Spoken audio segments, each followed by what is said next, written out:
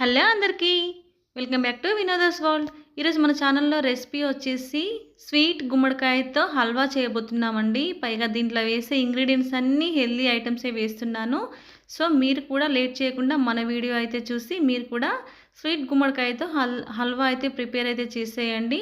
So మన channel కనుక మీరు ఫస్ట్ టైం కనుక చూస్తున్నట్లయితే ప్లీజ్ లైక్ చేసుకొని షేర్ చేసుకోండి.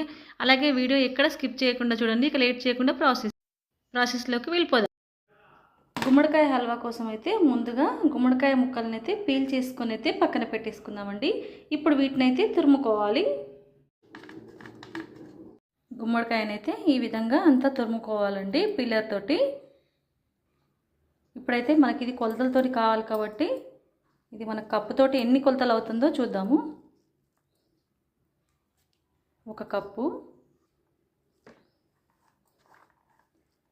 నాకైతే 2 కప్పుల గుజ్జు అయితే వెళ్ళింది కదండి.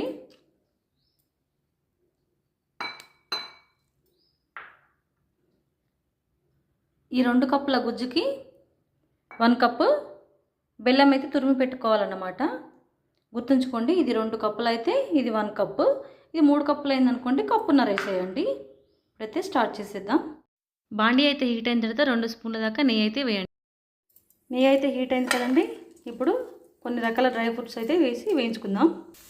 మనకైతే ఆల్మోస్ట్ వేగిపోయాయి కదండి. ఇవైతే ఒక బౌల్లోకి అయితే తీసేసుకుందాం. ఇప్పుడైతే ఇదే నెయ్యిలోనైతే మనమైతే గుమ్మడికాయ అయితే వేసేద్దామండి. మనకు నెయ్యిలోనే గుమ్మడికాయ అంతా పచ్చివాసన పోయేదాకా వేగాలన్నమాట. మధ్య మధ్యలో కొంచెం కొంచెంగా నెయ్యి అయితే యాడ్ చేస్తూ ఇదైతే పూర్తిగా వేపుకోవాలి. ఫస్ట్ 2 స్పూన్ల నెయ్యి వేసాను, మళ్ళీ వెనకసరి మళ్ళీ 2 స్పూన్ల నెయ్యి అయితే వేసానండి. ఇలా కలుపుతూనే ఉండాలి, లేదు అంటే మాడుతుందన్నమాట. మనకైతే హల్వా ఆల్మోస్ట్ అయితే వేగిపోయింది కదండి. ఇప్పుడు ప్యాన్ నుంచి సపరేట్ అవుతుందన్నమాట. ఇప్పుడు దీంట్లో ఒక 2 స్పూన్ల దాకా పాలైతే వేస్తున్నాను.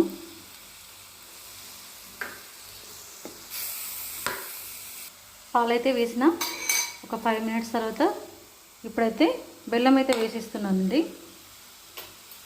సిమ్లోనే చేసుకోండి ఇదంతా. బెల్లం కూడా మనకు పూర్తిగా కరిగిపోవాలన్నమాట. బెల్లం అయితే ఈ విధంగా కరిగిపోయింది కదండి. ఇప్పుడు బెల్లం అంతా దగ్గరికి రావాలన్నమాట. ఇదంతా మొత్తం పూర్తిగా దగ్గరికి వస్తే మనకు ఆల్మోస్ట్ గుమ్మడికాయ హల్వా అయితే రెడీ అయిపోతుందండి.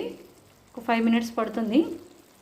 చూడండి, ఫైనల్గా మనకైతే కలర్ఫుల్గా ఎంత బాగా కనిపిస్తుందో. ఇప్పుడు దీంట్లోనైతే ఇలాచి పొడి అయితే వేసేసుకుందాం. మంచి స్మెల్ అయితే వస్తుందండి.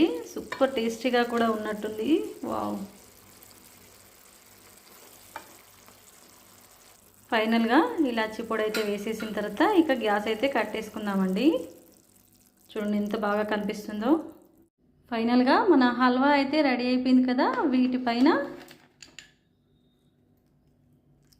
డ్రై ఫ్రూట్స్తో గార్నిష్ చేసామనుకోండి సూపర్గా ఉంటుంది.